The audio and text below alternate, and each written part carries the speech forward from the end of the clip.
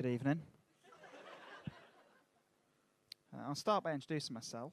I'm Mark Grimshaw, and I'm single.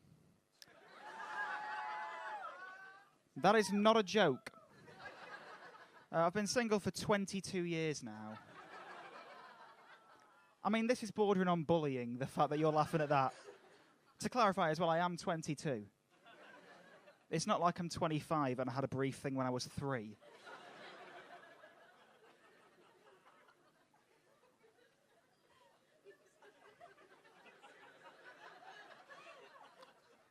Weirdly still feels like bullying. I do know why I'm single, though, because I have seen me.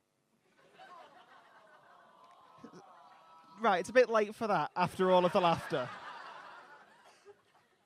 No, and I will explain this as well, because I was walking through Manchester after a gig the other night, and when I was walking home, a woman came up to me, and without any context, without saying anything before this, she just came up to me and went, "Have you got a home to go to?" And before I had the chance to respond, she just put a pound in my hand and fucked off.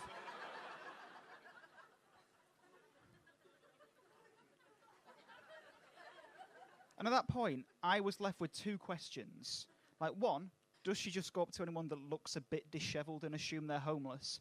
2, if she did think I was actually homeless, what the fuck did she think I'd do with a pound? Like, even worse, it was an old pound. I had to go to the bank to change that. And I fucking did, because I really need the money.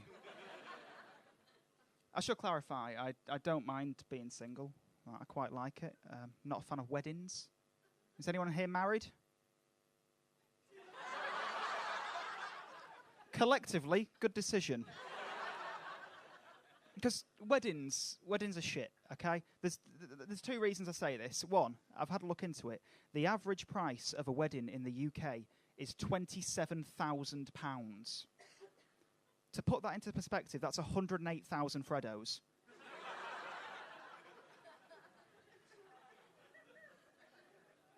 At today's price. Which is a much better investment, personally. But weddings aren't actually good. I don't know anyone that actually enjoys the wedding ceremony. There's only 2 things that British people enjoy about weddings. One of them is the drinking at the reception, and the other is doing the conga.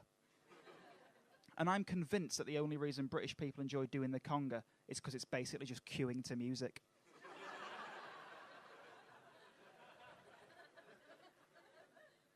Like, if someone comes up to me and says, "Do you want to dance?" No, I fucking don't. Someone comes up to me and says, "Do you want to join a queue?" I'm there.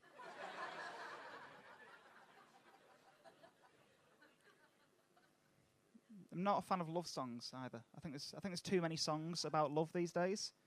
Like, I was listening to one the other day by Ed Sheeran, which had the lyric, "I wish that love was a currency and that the whole world was wealthy." Which is a lovely sentiment, but it's also absolute bollocks. Because how would you go about putting that in practice, in reality? Like, there's only one way I can think of, and I am not paying for a Big Mac with a hand job.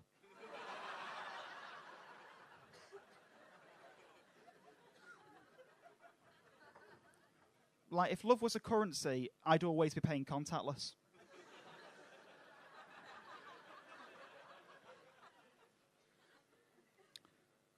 I recently got back from America. Had a nice little holiday in America. Whilst I was there, I watched a little bit of TV. I watched this program. It was like Britain's Got Talent, but for Americans. Can't remember what it was called. It's America's Got Talent. You look very uncertain.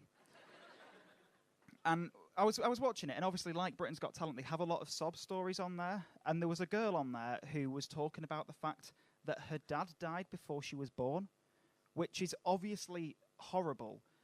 But I couldn't help but laugh. Because she then went on to say that her dad was a rapper called Camouflage. And I found it hilarious that her dad was called Camouflage and she never saw him.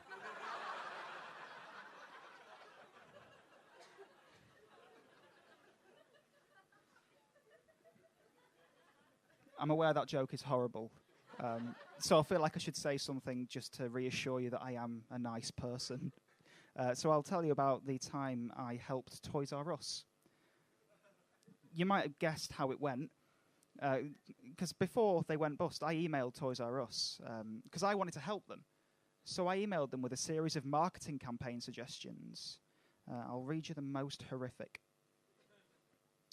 Sponsor pro-life rallies, because abortions are really cutting into your potential profit margins.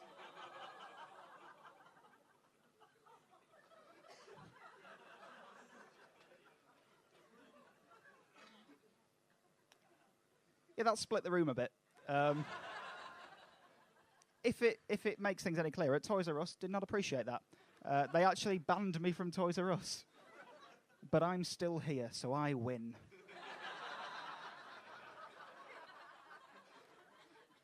That is my time there. Thank you very much for listening to me. If you've enjoyed this, you can follow me on Twitter. It's @MarkGrimshaw16. But there's one quick thing that I wanted to tell you about, which is I got the train to the gig tonight. And obviously we're in times of heightened security at the moment, and I have a rucksack with me. And when I was on the train, my bag was checked by the transport police. And I didn't know what to do or say in that situation because it had never happened to me before. And I'll be honest, I never thought I'd be in a situation where I'd hear myself say the sentence, "What kind of shit terrorist buys a return ticket?" Thank you very much. I'll be